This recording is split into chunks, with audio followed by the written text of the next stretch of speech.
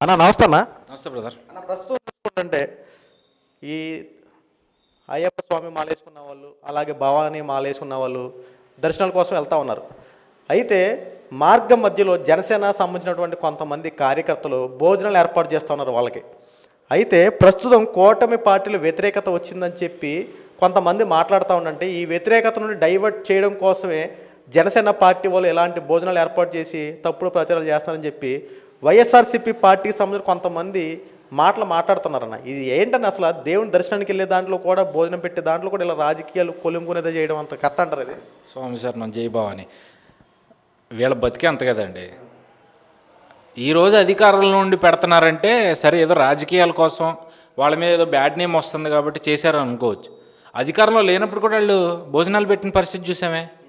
అన్నా క్యాంటీన్లు అని చెప్పి తెలుగుదేశం పార్టీ వాళ్ళు పెడితే డొక్కా సీతమ్మ గారి పేరు మీద అన్న సంరాధనలు చేసిన కేసులు ఎన్నో ఉన్నాయి గత 3-4 ఏళ్లలో జనసేన ఆధ్వర్యంలో. మరి అప్పుడే వీళ్ళ కళ్ళల్లో ఎవరేం పెట్టారు, లేదా ఎవరేం విసిరారు? కారం ఏమన్నా కొట్టారా, లేదా ఇంకేదన్నా పెట్టుకున్నారా? మొత్తగా మాట్లాడాలంటే ఇక్కడ దేవుడు అంశం కాబట్టి, సెన్సిటివ్ అంశం కాబట్టి నేను అంతకు మించి డీప్గా వెళ్ళదలుచుకోవాలి ఆ అంశంలో.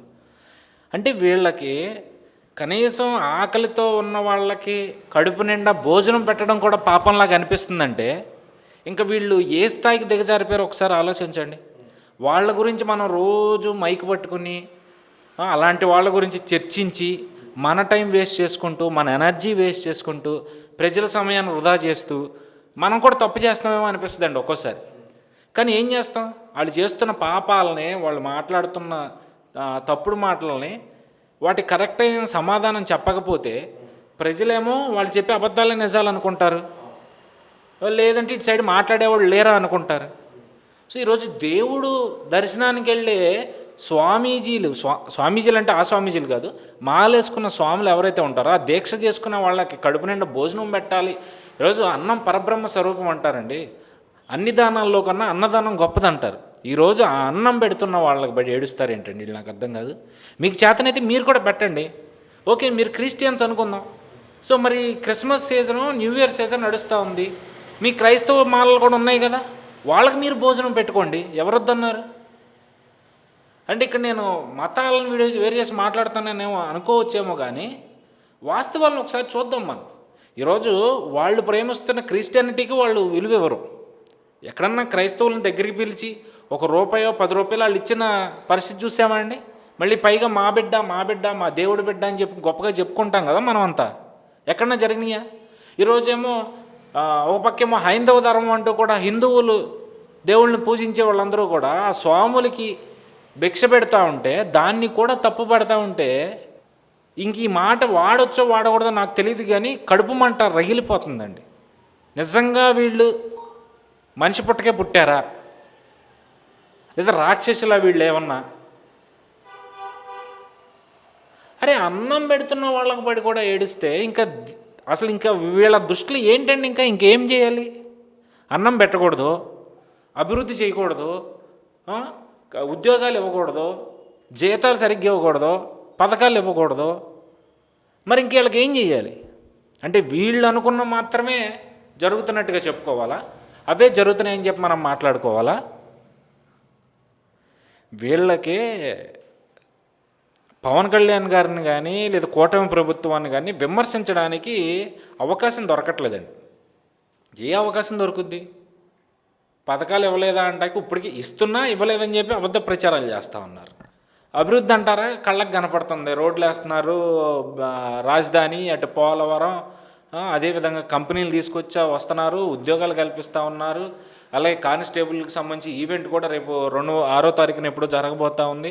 ఒకదాని తర్వాత ఒకటి వీళ్ళు చేసుకుంటూ పోతున్నప్పుడు ప్రతిపక్ష పార్టీని అని భావిస్తూ ఉన్న వాళ్ళకి విమర్శించడానికి ఏం దొరకట్లా? మూసుకొని కూర్చుందామా అంటే అరే మన మనుగడ ఎలాగా మనం మాట్లాడకుండా ఉంటే ప్రజలు మనం ఉన్నామని తెలియదే అనే భయం ఒక పక్క. సో ఆ భయాన్ని పూడ్చుకోవడానికి, కప్పిపుచ్చుకోవడానికి ఇలాంటి అంశాలను తెర మీద తీసుకొచ్చి, సున్నితమైన అంశాలను తెర మీదకి తీసుకొచ్చి ఈరోజు వీళ్ళు ఎవరిని కించపరచాలనుకుంటా ఉన్నారు? నాకు అర్థం కావట్లా. పవన్ కళ్యాణ్ని కించపరచాలనుకుంటున్నారా, లేకపోతే హిందూ ధర్మాన్ని కించపరచాలనుకుంటా ఉన్నారా? అంటే మళ్ళీ దీన్ని కూడా నెగిటివ్గా తీసుకునే వాళ్ళు ఉండొచ్చు. అక్కడ జరుగుతుంది ఏంటి, అడిగింది ఏంటి, ఇందులో మతాలను ఎందుకు తీసుకొస్తామని అడిగేవాళ్ళు కూడా ఉంటారు. మరి కనపడుతుంది కదండి వాళ్ళు చేసే చేష్టలో. ఈరోజు భవానీలన్నా స్వాములు, అయ్యప్ప స్వాములన్నా ఎంత నిష్ఠగా వాళ్ళు చేసే దీక్ష, 42 రోజుల దీక్ష ఎంత నిష్ఠగా చేస్తారండి. సో అలాంటి స్వాముల్ని సాక్షాత్తు ఆ అమ్మవారిగానో అయ్యప్ప స్వామిగానో కొలుస్తారు వాళ్ళని. అలాంటి వాళ్ళకి భోజనం పెడితే తప్పేంటి? ఈరోజు పవన్ కళ్యాణ్నే కాదండి, కూటమి ప్రభుత్వంలో చింతమనేని ప్రభాకర్ కావచ్చు, లేదా అలాంటి వాళ్ళు కోకొల్లలుగా కనిపిస్తూ ఉన్నారు. నిత్య అన్నదానం కనిపిస్తూ స్వాములకి అయితే అటు భవానీ స్వాములు కావచ్చు, అయ్యప్ప స్వాములు కావచ్చు, శివస్వాములు కావచ్చు, గోవింద స్వాములు కావచ్చు, ఎవరు ఏ మాల వేసుకున్నా 24/7 వాళ్ళ ఇళ్ళ కాడ భిక్ష పెడతా ఉన్నారు. అన్న సమరాధన చేస్తూ ఉన్నారు, వాళ్ళ కడుపులు నింపుతూ ఉన్నారు. సో దేవుడు కడుపు నింపే భాగ్యం ఎంతమందికి వస్తుందని చెప్పండి. సో అలాంటి భాగ్యం వచ్చినప్పుడు జనసేన పార్టీ అయినా కూటమి ప్రభుత్వం అయినా ఉపయోగించుకుంటుంది. ఒకటి కడుపు నింపే పని వాళ్ళ చేతుల్లోకి తీసుకున్నారు. కడుపు కొట్టే పని ఏం చేయట్లేదు కదా, వాళ్ళు కడుపు నింపే పనే కదా. మీరు లక్షల కోట్లు, వేల కోట్లు ప్రజాధనాన్ని అడ్డగోలుగా దోచేసి మీ బ్యాంక్ అకౌంట్లో నింపుకుని మీ ఆస్తులు పెంచుకుని మీరు సుఖపడ్డారు తప్పితే మీ పరిపాలనలో ఏ సామాన్యుడైనా సంతోషంగా ప్రశాంతంగా ఉన్న రోజులు ఉన్నాయా? ఈ రోజుకి మీరు అధికారం కోల్పోయినా ఆ సామాన్యుడి నుంచి ఆ ప్రశాంతత దూరం చేయాలనే విధంగానే కదా ఈరోజు మీకు చేస్తూ ఉన్నది. అధికారంలోకి వచ్చాకేమో అన్నా క్యాంటీన్లో అవినీతి జరిగిందని చెప్పి అన్నా క్యాంటీన్లు మూసేశారు. 5 రూపాయలకి ఎక్కడ దొరుకుతుందండి కడుపు నిండా భోజనం ఈ రోజుల్లో? ఒకవేళ నిజంగా అందులో అవినీతి జరిగితే ఒక ఎంక్వైరీ చేసి అవినీతిని బయటకు తీయాలి. అది మానేసి శుభ్రంగా అన్నా క్యాంటీన్లు క్లోజ్ చేసేసి కడుపు నింపిన మనిషి మీద రాళ్ళేసి కొట్టి ఆ అన్నా క్యాంటీన్ కూల్చేసిన ఎన్నో అంశాలు మనం చూసి ఈరోజు స్వాములకి భోజనాలు పెడుతున్నారని చెప్పి వీళ్ళని ఈ విధంగా అవమానించే విధంగా వీళ్ళ మాట్లాడడం అనేది వీళ్ళ పుట్టుకే అవమానంగా నేను భావిస్తూ ఉన్నాను. సో మరి నిజంగా వాళ్ళకన్నా అమ్మా నాన్నలు కూడా బాధపడతారండి. ఇలాంటి వ్యాఖ్యలు లేదంటే ఇలాంటి విమర్శలు చేసే వాళ్ళని చూస్తే వాళ్ళ అమ్మా నాన్నలు కూడా ఖచ్చితంగా బాధపడతారు.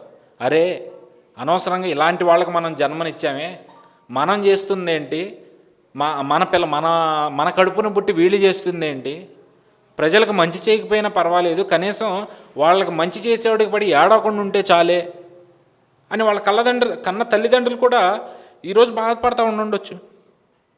సో ఏదేమైనా వీళ్ళ ఆలోచన విధానం ఎంతవరకు అధికార దాహం, అధికారం ఉంటే మనం ఏదైనా చేయొచ్చు, ఏం చేసినా చెల్లిపోతుందన్న ఆలోచన, ఆ అధికారం మదం ఎక్కువైపోయి ఇంకా దిగలేదు ఆ మదం. మరి ఈ కూటమి ప్రభుత్వం వైఎస్ఆర్సీపీ అధికార మదాన్ని ఎప్పుడుకు దించుతుందో మరి ఇక ఆ దేవుడికే తెలియాలి. ఈరోజు ఈ అన్న సమరాధన చేస్తున్న వాళ్ళని మనం దేవుళ్ళుగా భావించాలి. ఎవరు ఈ రోజులు ఉచితంగా ఎవరో పెట్టరు, కానీ అలాంటిది తక్కువ డబ్బులకో లేదా ఉచితంగానో పెడుతున్నప్పుడు నువ్వు విమర్శ చేయడం మానేసి అక్కడికి వెళ్ళి నువ్వు కూడా కడుపు నిండా తిని వెళ్ళి, నువ్వు పెట్టలేనప్పుడు పెట్టినోడి దగ్గరికి వెళ్ళి తిను. వాడు పడుతున్న బాధ ఏంటి, వాడు ఏ విధంగా పెడుతున్నాడో తెలుస్తుంది. అప్పుడు దాని గురించి మనం విమర్శ చేయొచ్చా చేయకూడదు అనేది తెలుస్తుంది.